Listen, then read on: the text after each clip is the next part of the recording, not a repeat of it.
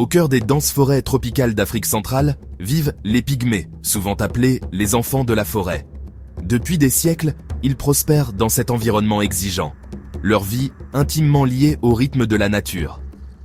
Les pygmées ne forment pas un groupe unique, mais plusieurs tribus dispersées à travers plusieurs pays, chacune avec ses propres traditions et dialectes. Ce qui les unit, c'est leur lien profond avec la forêt et leur remarquable adaptation à une vie en harmonie avec la nature. Leur petite taille, dépassant rarement 1,50 m, témoigne de leur évolution dans la jungle dense, leur permettant de se déplacer aisément à travers les sous-bois. L'histoire des pygmées remonte à des milliers d'années, leurs origines se perdant dans la nuit des temps.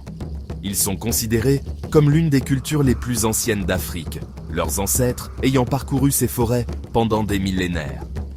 Leur histoire est celle de la résilience, de l'adaptation et d'une profonde compréhension du monde naturel. La vie des pygmées s'articule autour de la forêt. Elle pourvoit à tous leurs besoins, de la nourriture et de l'abri aux médicaments et à la nourriture spirituelle. Leur mode de vie est nomade. Ils déplacent leur campement périodiquement pour suivre les ressources disponibles. Chaque journée commence avec le lever du soleil, les hommes se préparant pour la chasse et les femmes ramassant des fruits sauvages, des noix et des plantes médicinales. La forêt est leur supermarché, offrant une abondance de nourriture à ceux qui savent tout chercher. Les enfants apprennent, dès leur plus jeune âge, les coutumes de la forêt. Ils observent leurs aînés, imitant leurs techniques de chasse et apprenant à identifier les différentes plantes et leurs usages. La vie dans la forêt est une expérience partagée, où chacun contribue au bien-être de la communauté. Les pygmées sont réputés pour leurs exceptionnelles compétences de chasseurs. Utilisant des outils simples mais efficaces comme des arcs et des flèches, des lances et des filets, ils ont perfectionné l'art de traquer et d'abattre le gibier dans la forêt dense. La chasse n'est pas seulement une question de subsistance, c'est un rituel, une démonstration d'habileté et de courage. Avant une chasse, les hommes effectuent souvent des rituels, implorant la faveur des esprits de la forêt pour une sortie réussie. Ils se déplacent silencieusement à travers les sous-bois, leur sens à l'écoute de chaque bruissement et de chaque appel. Leur connaissance du comportement animal est inégalée. Leur succès réside dans leur profonde compréhension de la forêt et de ses habitants. Ils connaissent les sentiers que les animaux fréquentent, leurs habitudes alimentaires et leur vulnérabilité. La chasse témoigne de leur relation symbiotique avec la nature. Un équilibre entre ne prendre que ce qui est nécessaire et respecter le fragile équilibre de la vie. La forêt n'est pas seulement une source de nourriture pour les pygmées, c'est leur sanctuaire spirituel. Ils croient que les esprits résident dans les arbres, les rivières et les animaux, et ils traitent leur environnement avec respect et vénération. Leurs croyances animistes sont profondément ancrées dans leur culture, façonnant leur vision du monde et leurs interactions avec le monde naturel. Les rituels et les cérémonies font partie intégrante de leur vie, marquant des événements importants comme les naissances, les décès et la chasse. Ils croient au pouvoir de la musique et de la danse pour communiquer avec les esprits, et leurs chants et leurs histoires reflètent souvent leur lien profond avec la forêt. Leur spiritualité ne se limite pas aux rituels formels, elle imprègne leur vie quotidienne. Ils traitent la forêt avec respect, ne prenant que ce dont ils ont besoin, et s'assurant que leurs actions ne nuisent pas au délicat équilibre de la nature. 5e section. Le langage de la forêt. Les pygmées communiquent avec la forêt dans une langue que peu d'étrangers comprennent. Ils interprètent le bruissement des feuilles, les chants d'oiseaux et les mouvements des animaux, recueillant des informations sur l'environnement et ses habitants. Leur connaissance de la forêt est encyclopédique, transmise de génération en génération par une observation et une interaction minutieuse.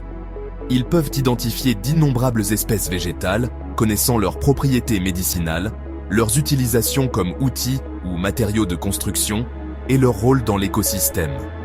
Leur savoir n'est pas seulement scientifique, il est profondément lié à leurs croyances spirituelles, formant une compréhension holistique du monde naturel. Ce lien profond avec la nature se reflète dans leur langue, qui manque souvent de mots spécifiques pour les concepts abstraits, mais sont riches en vocabulaire relatif à la forêt, à ses plantes et à ses animaux. Leur langue témoigne de leur relation intime avec leur environnement. 6e section. Abri de la forêt.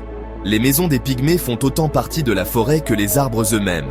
En utilisant des matériaux provenant de la végétation environnante, ils construisent des abris simples mais efficaces qui se fondent parfaitement dans l'environnement.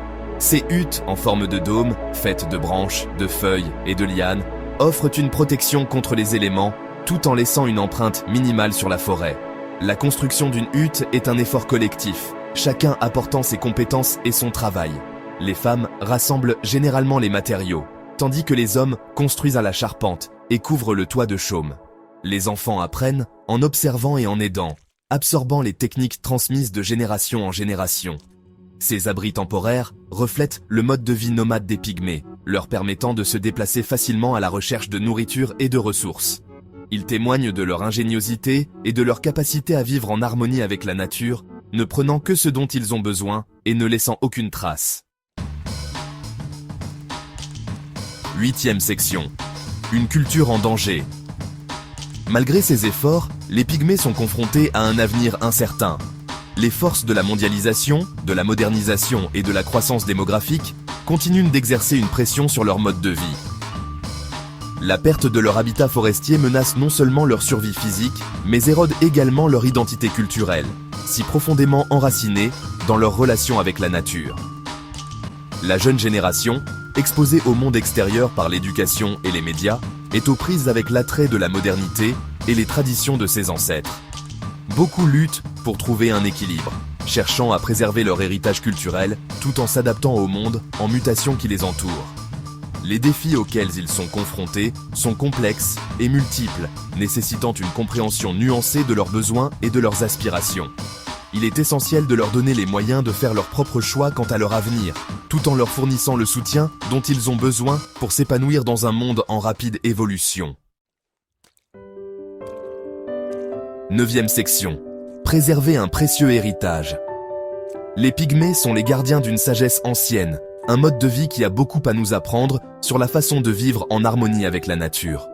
Leur histoire nous rappelle que notre propre bien-être est inextricablement lié à la santé de la planète et que le véritable progrès réside dans la recherche d'un équilibre entre nos besoins et ceux du monde naturel. Préserver leur culture ne consiste pas seulement à protéger un mode de vie, il s'agit de sauvegarder une richesse de connaissances sur la forêt, sa biodiversité et son fragile équilibre. Leurs traditions, leurs histoires et leurs croyances spirituelles contiennent de précieuses leçons pour l'humanité, alors que nous sommes confrontés aux défis de la dégradation de l'environnement et du changement climatique. Il est de notre responsabilité collective de veiller à ce que les pygmées puissent continuer à prospérer dans leur habitat forestier, leur culture intacte, leur sagesse transmise aux générations futures.